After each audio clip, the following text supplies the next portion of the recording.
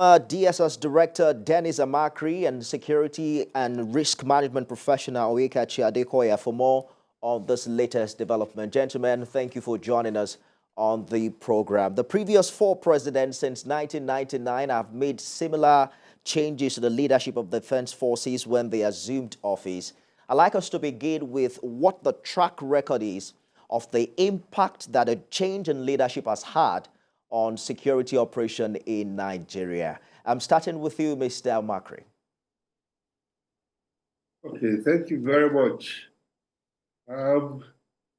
Let's go back to the last 8 years where we had service chiefs. The first set was not very well efficient because we were having the problem with Boko Haram, we were having problems with corruption, and we were having problems with all kinds of stuff until we got the last set.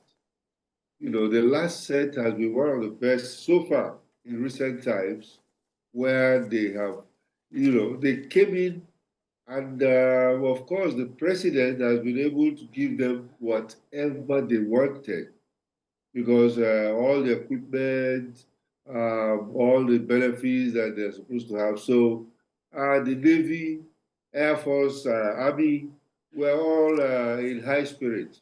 And that's how we should be. Although, these the change is so sudden, and of course they should know that there will be a change, and any leader that comes in will normally want to have people that are loyal to him that he appointed. So I think it's a normal one, but we have to give them kudos as they leave.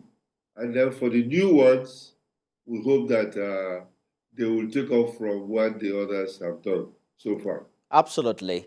Mr. Adekoya, new leadership is expected to inspire change and also inject some new energy into the force. Has that been the case? Has that been the case in the past over 20 years since 1999? Thank you very much, Nifemi, and good evening to the viewers.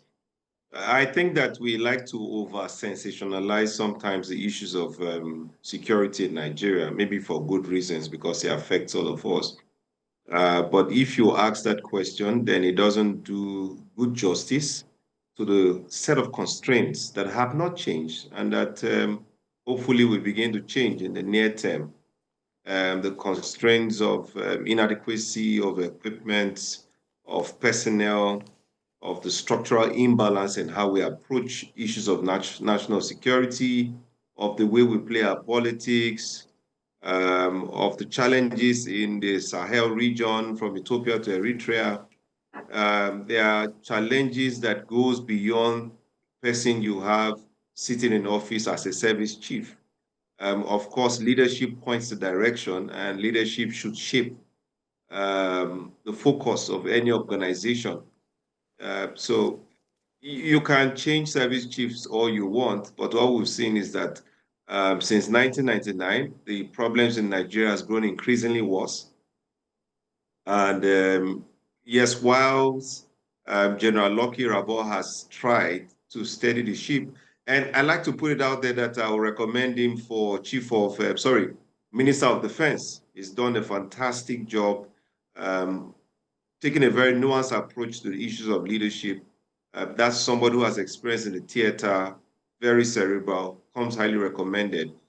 So I just want to say that the change of service chiefs alone is not the silver bullet that we need to adjust our approach to security. It's an important step, but if you leave them to themselves, it's like you take a pilot and you give him a downfall bus to drive. That's a bit of a mismatch.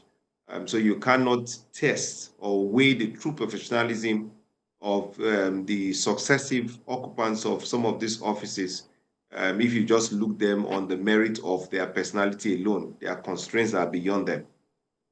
Interesting contribution indeed. Mr. Makri, there are concerns about how a high turnout or turnover of service chiefs mean the retirement of quite a number of experienced hands. Is that a sentiment that you share, or you think they can be put to better use outside the force? I think it has been a problem in the military or even in the security services, where you appoint junior ranking officers, and that means that you are going to retire all the people ahead of them, because the seniority thing is very, very important in the services, and that's why, the president came out flying a kite about special assistant security. And then, of course, everybody was, you saw the discussions that were going on. People were saying, oh, no, Ribadu cannot, because that position, even if it is left as it is, will be a national security advisor's role that it will be playing. And you can't say that Nuhu Ribadu is junior enough. He cannot control the people. He cannot coordinate them. He does not have the requisite experience. But all that, I think, is what the president has used in making his final decision. And that was a masterstroke. First of all, he has gone ahead to uplift him to National Security Advisor, and then retired everybody, because everybody ahead of him will be retired. And now for this new set of service chiefs, I think Nuhu Ribadu is their senior, if you come to look at it cross opposites, although they don't all go to Defense Academy. But seniority, I think, is recognized.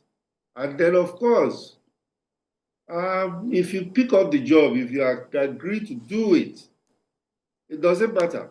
If you don't want to obey orders, then you have to leave, because it's not your father's house. So, this is the new picture that we are getting. And I think it's okay. He has got a lot of experience, international experience, and he should be able to just... And it seems you think he is fit for the job.